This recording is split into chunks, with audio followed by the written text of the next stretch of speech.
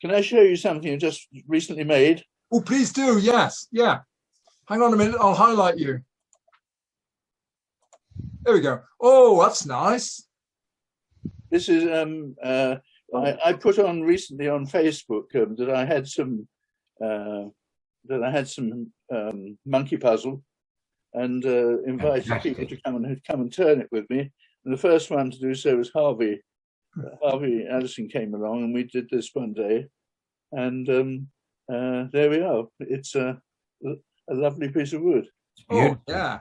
We hollowed it using my jig, my famous hollowing jig, and there we are. That's nice. What's the finish on it, Tony? It's I took exception and used Yorkshire grit on it, and I rather wish I didn't, because I can't seem to get a shine on it afterwards. Oh right. I really don't like Yorkshire grit much. Perhaps it just didn't suit this wood very well, but anyway, it's got a nice sort of satin finish on it at the moment. Fantastic. That's lovely. Yeah, that is nice. Gosh. I always wanted to get hold of some monkey puzzle, and I've got some more, and I've got various other members of the club are coming along to share it with me. Oh, that's lovely. Excellent. Oh, thanks for sharing that. Tim, can I just show you, following on from Tony with his monkey puzzle, there's a piece of the end part that comes out from the main trunk. Hang on a minute, Paul. I'll just spotlight you. Oh my God, no. There you go. Right, carry on.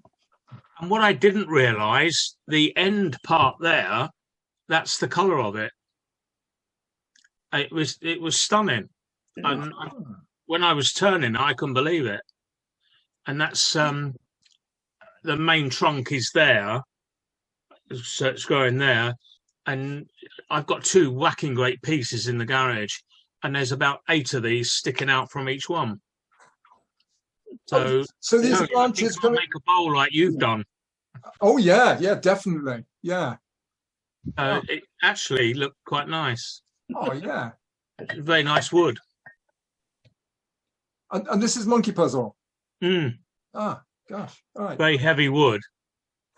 Yes, yeah. Oh, is it difficult to turn or not?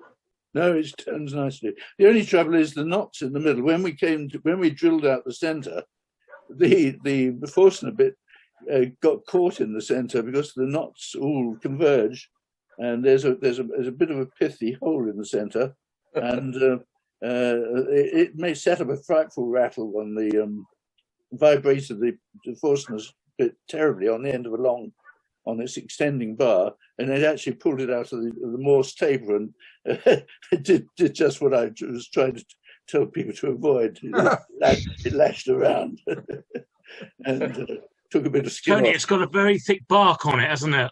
Oh yes. It really is thick. Luckily, Harvey warned me about that, and we stripped that off first. But it was a nasty sort of, it was a wet gunk underneath it, and yes. But this is, most of the ones that you see have got horrible great cracks in them, around the knots. But this is perfect. This is perfect. Nice. There are no voids in it all. Yeah, that is nice. Yeah. And that was obviously still damp when it was turned, and it seems to be drying very nicely. It was done 10 days ago now. Hasn't no signs of cracking. Will you put that back on the lathe, Tony, or not? I won't do it now. No, it's all finished now. I'll try buffing it, I think, now. Yeah. Oh yeah, to come up quite well with a Beal buffing system, or yes. Oh, that's nice. Yeah. Gosh. Yeah. Right. Anybody got any other contributions they'd like to make? Well, only this, Tim.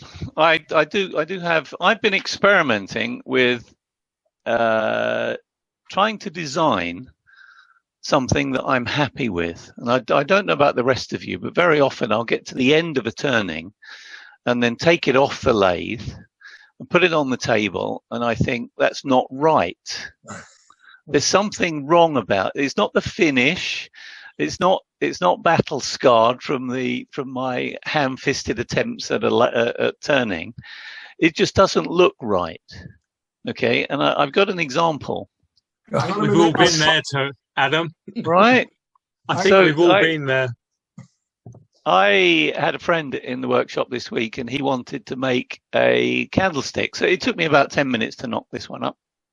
Not very long. But when I finished it and we took it off, I realized, oh, wow, that the top on that is just way wrong. It's just not right.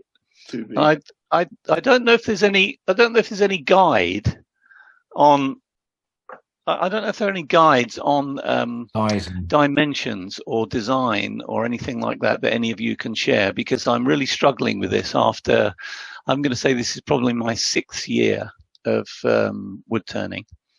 And the skills with the tools and the polishing and the finishing, I'm pretty happy with now. I can turn something out that I feel satisfied with. But I'm going to say 30% of the time, the things that I make are not quite right in some way. Because the proportions are not right, you know? Now, I know you could say, okay, you can go down the pub and you can look at 10 women. One of them will be right for you, but Tim won't like her. Okay. Right. Why? Tim will fancy that. Tim will want that one over there, not this one over here. And so, and you could say beer is the same. We all have different tastes in beer, and perhaps we also have different tastes in design as well. But I don't know what the answer to this is, and it's the thing that's frustrating me with wood turning. Did you have the tenon on the flat end of your candlestick? Sorry, the tenon is on the bottom end. No, the other end. Yeah. So, I see. That's not what I was thinking. Is that not what you were thinking? Not quite. I was thinking that if you left the tenon on the base, yeah, take it off the lathe and just stick it in and then view it. And if it's not right, you can put it back on the lathe and do it until it is right. Oh, I see what you mean. Just keep taking it off and see what it looks like. Yeah. Yeah. I don't know if you've seen this book. Have you seen this book of Book of Shapes? Oh, that is exactly what I'm looking for, Tony.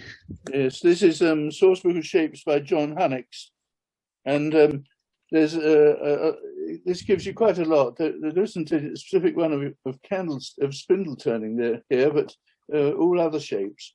And then I've got another book which shows all the classical shapes of balusters and things of that sort. You can get these. Is that the one, Tony? The second one, classic forms. Classic forms, yes, that's it. Yeah. I've got that as well. Yes, that's it. Because that's the one. That's the one that was recommended to me when I did the very first training about eight years ago, and that was Les Thorne that put me onto that book, and I do find it useful. Yes, very useful. Well, if you want inspiration for how to make how to shape the base of something or whatever, just look at that and you get the ideas. Yeah, that's by Dyers, Stuart. Classic formula. That is very useful information. I'm glad I asked you. Yeah, because, that's a good. It's a very. I think that's something which flummoxes a lot of us. I know it flummoxes me as well. This is a fantastic thing that could go in the newsletter, perhaps. I was just thinking that, and then we'll put the ISBN numbers in the newsletter. Well, one of the things I discovered early on was that if you actually take the piece off the lathe, attached to the faceplate, the chuck or whatever, and put it in the orientation that it's actually going to be used, and hold it up, then you often see just where it's wrong. And the other thing that I often found was that I'd bring it into the house and say, darling, there's something wrong with this. What is it? And she would look at it and say, it's just there. And it would be, well, yeah, possibly. And it would be something like a 30-second that needs to come off in a particular place. And it would work better, because I find that if you hold it in the orientation that it's going to be used, you actually see it in a totally different light to the light that you actually see it in when it's whizzing round on the lathe. That's a very good point. The other thing to remember is the golden ratio. the golden ratio is another thing that people use to determine the proportions of where the curve changes, and you can use that in spindle turning as well. Yeah, thanks for that. Yeah, that's good. Oh, I think we've got some interesting requests for the newsletter here, Alan. I think a lot of this will be good stuff for the newsletter. All noted. Mm. Yep, it is. It is. I've ended up with a lot of firewood recently. There's another one. Yeah, this is another one, I think. Yeah, Here's another one. There we go. Ah, Can we? right. Yeah, Yeah. that's another one. That's another one. That's one that I found particularly useful for the same reason that Adam was talking about, was getting design and proportion. It is a bit of a, in one sense, it is a bit of a tome, because he talks a lot about classic forms and shapes and things like that. It just depends on what exactly it is you're looking for. But being a kind of technical detail kind of chap, I found that one really useful. Oh, right. Yeah. Gosh, thank you. I've not come across these at all. That's useful. Oh, yeah. Yeah. There's also Ray Key has written a couple of books on design as well. All right. I think there's a whole load of them out there. Just out of interest, I've got about underneath my table donated about 20 odd books, some of which are about design. So, and they'll be going on our sales table when we open in August. So just so if anybody's interested. Oh, or they could go on the raffle table.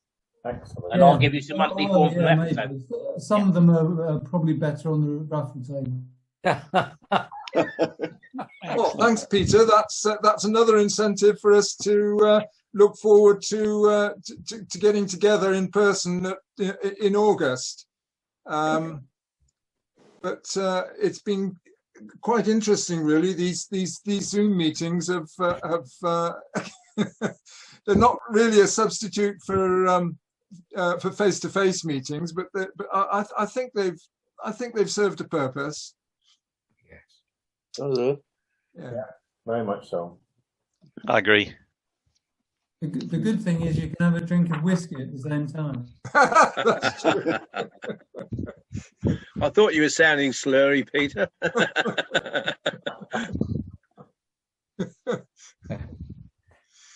Right, have we got any more contributions?